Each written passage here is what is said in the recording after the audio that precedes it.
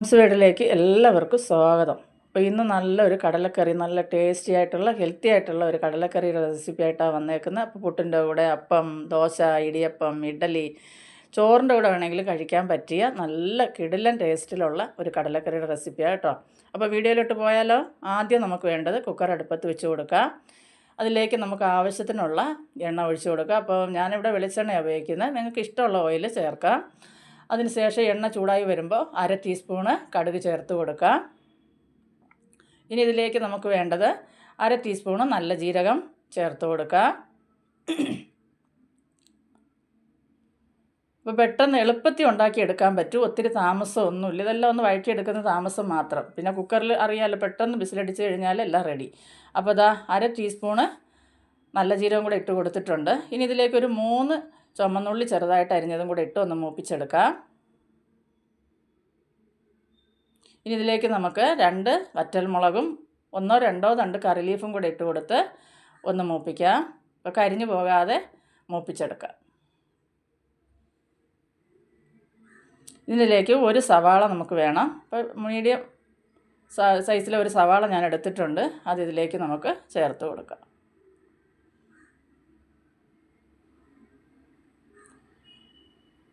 ഇനി ഇതൊന്ന് വഴറ്റിയെടുക്കാം.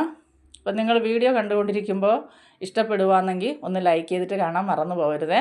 അതുപോലെ തന്നെ നിങ്ങളുടെ പ്രിയപ്പെട്ടവർക്കും ഫാമിലി മെമ്പേഴ്സിനെല്ലാം ഒന്ന് ഷെയർ ചെയ്ത് കൊടുത്ത് തന്നെ സപ്പോർട്ട് ചെയ്യാനും വിട്ടുപോകരുത്. ആദ്യമായിട്ട് കാണുന്നവരെൻ്റെ ചാനലൊന്ന് സബ്സ്ക്രൈബ് ചെയ്തിട്ട് കാണുക. അപ്പോൾ ഇതാ ഞാൻ ഇനി ഇതിലേക്ക് നമുക്ക് വേണ്ടത് കുറച്ച് ഇഞ്ചി വെളുത്തുള്ളി ചതച്ചതും കൂടെ ചേർത്ത് കൊടുക്കാം. അതിനുശേഷം ഇതിൻ്റെ എല്ലാം പച്ചമണം പോകുന്നവരൊന്ന് വഴറ്റിയെടുക്കാം. നമുക്ക്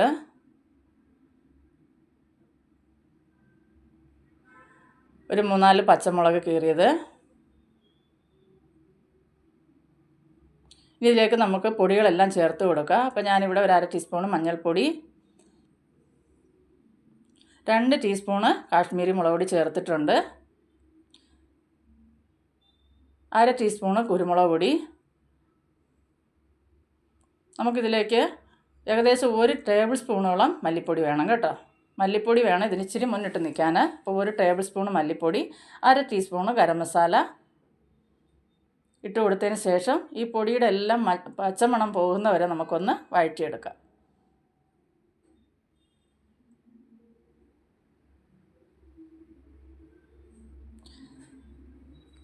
ഇനി ഇതിലേക്ക് നമുക്കൊരു 2 ചെറിയ സൈസ് തക്കാളി ഞാനിവിടെ അടിച്ചെടുത്തിട്ടുണ്ട്.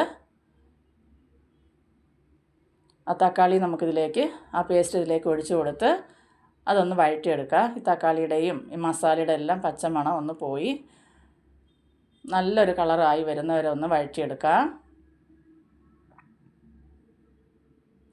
അപ്പോൾ നിങ്ങൾക്ക് ഇഷ്ടപ്പെടുവാന്ന് ലൈക്ക് ചെയ്യാൻ മറക്കരുത്. അതുപോലെ തന്നെ ഒരിക്കലെങ്കിലും നിങ്ങളിതൊന്ന് ട്രൈ ചെയ്ത് നോക്കണം കേട്ടോ. നല്ല കിടിലൻ ടേസ്റ്റാണ്. നിങ്ങളുടെ അഭിപ്രായങ്ങളൊക്കെ കമൻ്റായിട്ട് എന്നെ അറിയിക്കാനും മറന്നു പോകരുത്. അപ്പോൾ ഇതുപോലെ നല്ലപോലെ ഒന്ന് വഴറ്റി ആ ജലാംശം എല്ലാം ഒന്ന് വറ്റിയതിന് ശേഷം ഞാനൊരു വലിയ പൊട്ടാറ്റോ എടുത്തിട്ടുണ്ട്. അത് ഇതുപോലെ ഒന്ന് മുറിച്ച് നമുക്കിതിലേക്ക് ഇട്ട് കൊടുക്കാം. അതും കൂടെ ഒന്ന് വഴറ്റിയെടുക്കാം. ഇനി നമുക്ക് കുതിർത്ത് വെച്ചിരിക്കുന്ന കടല ഇതിലേക്ക് ചേർത്ത് കൊടുക്കാം. ഇപ്പോൾ ഞാൻ ഈ കറുത്ത കടല എടുത്തേക്കുന്നത്. കറുത്ത കടല ഇട്ട് വെക്കുമ്പോഴാണ് ഒന്നുകൂടെ എനിക്ക് ടേസ്റ്റായിട്ട് തോന്നിയിട്ടുള്ളത്. കടലയും കൂടി ഇട്ട് കൊടുത്തതിന് ശേഷം നമുക്കിതെല്ലാം ഒന്ന് ഇളക്കി യോജിപ്പിച്ച് നല്ലപോലെ ഒന്ന് ഈ അരപ്പല്ലേ കടലയിൽ നിന്ന് പിടിക്കത്തക്ക രീതിയിലൊന്ന് മിക്സാക്കി എടുക്കാം.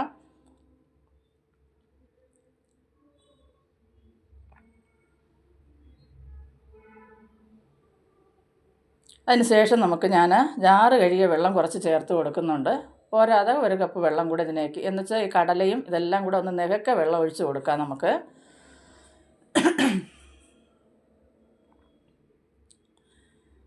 ഇപ്പോൾ ആവശ്യത്തിനുള്ള ഉപ്പിട്ട് കൊടുത്തിട്ടുണ്ട്. ഉപ്പൊക്കെ നോക്കിയിട്ട് വേണം ഇട്ട് കൊടുക്കാൻ. കൂടിപ്പോകരുത്. കുറഞ്ഞിരുന്നാലും നമുക്ക് പിന്നീടായാലും ഇടാം. കൂടിപ്പോയാലും പറ്റത്തില്ലല്ലോ. ഇപ്പോൾ ജാറ് കഴുകിയ വെള്ളം ഇനി കുറച്ച് വെള്ളം കൂടെ ചേർത്ത് കൊടുക്കാനായിട്ടുണ്ട്. അപ്പോൾ ഇത് നികക്കെയുള്ള വെള്ളം, ഒരുപാട് വെള്ളം ആവണ്ട. ഇനി ഇതെല്ലാം കൂടെ ഒന്ന് യോജിപ്പിച്ച് കൊടുക്കാം. ഇപ്പോൾ സ്ഥിരം പാചകമൊക്കെ ചെയ്യുന്നവർക്ക് ഉപ്പിൻ്റെയൊക്കെ ഒരു ഏകദേശം അളവ് കണക്കൊക്കെ നമുക്ക് അറിയാൻ പറ്റും. നമുക്ക് കാണുമ്പോൾ തന്നെ ഒരു അളവ് അറിയാം, ഇത്രയും മതിയാവും അല്ലെങ്കിൽ ഇച്ചിരി കൂടെ വേണ്ടി വരും എന്നുള്ളത്. അപ്പോൾ ആദ്യമായിട്ട് ചെയ്യുന്നവരൊന്ന് നോക്കിയിട്ടൊക്കെ ഉപ്പ് ചേർത്ത് കൊടുക്കുക.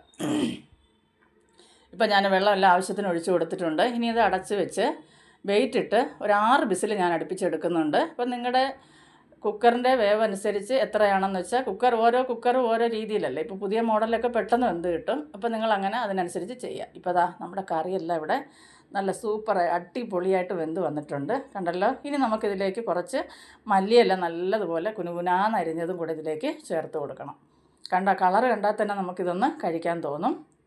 നല്ല വെന്ത് വന്നിട്ടുണ്ട് കേട്ടോ. കടലയൊക്കെ നല്ല പൂ പോലെ വെന്ത് വന്നിട്ടുണ്ട്. നല്ല ടേസ്റ്റായിട്ട് തുറക്കുമ്പോൾ ഒരു മണം ഉണ്ടല്ലോ, ഒന്നും പറയാനില്ല. അപ്പോൾ എല്ലാവരും ഒന്ന് ഉണ്ടാക്കി നോക്കണം. ഒരിക്കലെങ്കിലും ഇതൊന്ന് ഉണ്ടാക്കി നോക്കണം കേട്ടോ. അപ്പം നമ്മൾ വറുത്തരച്ച് പല രീതിയിൽ ഉണ്ടാക്കാറുണ്ട്. ഇങ്ങനെ മാറ്റി മാറ്റി ഓരോരോ എന്താ പറയുന്ന രീതിയിൽ ഉണ്ടാക്കുമ്പോൾ ഓരോ ടേസ്റ്റാണ് നമുക്ക് കിട്ടുന്നത്. അപ്പോൾ കടലയൊക്കെ നല്ല പൂ പോലെ വെന്ത് വന്നിട്ടുണ്ട്. ഇനി അരിഞ്ഞ് വെച്ചിരിക്കുന്ന കുറച്ച് മല്ലിയില കൂടെ നമുക്കിതിലേക്ക് ചേർത്ത് കൊടുക്കാം. മല്ലിയിലയുടെ ഫ്ലേവർ ഇഷ്ടമുള്ളവർ ഇച്ചിരി ഏറെ തന്നെ ചേർത്ത് കൊടുക്കാം കേട്ടോ. ഇഷ്ടമില്ലാത്തവർ അതൊന്ന് ഒഴിവാക്കുക. അപ്പോൾ നമ്മുടെ നല്ല അടിപൊളി ടേസ്റ്റിലുള്ള കടലക്കറി ഇവിടെ റെഡി ആയിട്ടുണ്ട്. ഇനി പുട്ടിൻ്റെ കൂടെ, അപ്പത്തിൻ്റെ കൂടെ, ഏതിൻ്റെ കൂടെയും, ചോറിൻ്റെ കൂടെ വേണമെങ്കിലും കഴിക്കാൻ പറ്റിയ നല്ലൊരു കറിയാണ് ഇന്ന് ഞാൻ നിങ്ങൾക്ക് പരിചയപ്പെടുത്തിയത്. അപ്പോൾ ഇഷ്ടപ്പെടുകയാണെങ്കിൽ അഭിപ്രായങ്ങളൊക്കെ കമൻ്റായിട്ട് അറിയിക്കുക. എന്നെ തുടർന്നും സപ്പോർട്ട് ചെയ്യുക. അപ്പം നാളെ ഇതേ സമയം മറ്റൊരു വീഡിയോ ആയിട്ട് കാണുന്നവരെയും ബൈ.